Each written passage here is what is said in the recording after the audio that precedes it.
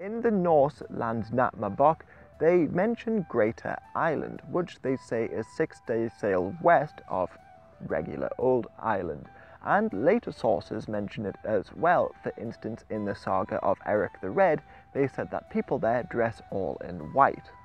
Many people have theorized that they were in fact talking about America, more specifically places like Chesapeake Bay. But this could just be one of the many phantom islands that have existed throughout time. For instance, the Irish used to believe in a mythical island called Brazil.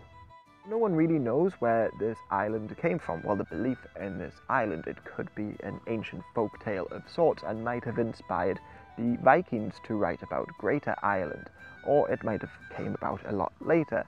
But by the 16th, 17th, 18th century, it began appearing on maps all over Europe. For instance, it was included in the Catalan Atlas. It took centuries for people to stop believing in the island, and that's thanks in part to the fact that some people just created fictional reports about them. For instance, there are the reports on the island from Captain John Nisbet. Now, this captain probably never existed and was more than likely the creation of an Irish poet named Richard Head in the 17th century. But in his report, he said that the island was inhabited by giant rabbits and even a magician.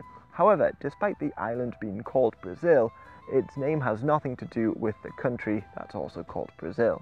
However, the Caribbean Antilles did get their name from a phantom island that the Spanish primarily used to believe called Antilla. And there are a whole host of phantom islands like St. Brendan's Island off the coast of North Africa, but I encourage you to go have a look at a list of them.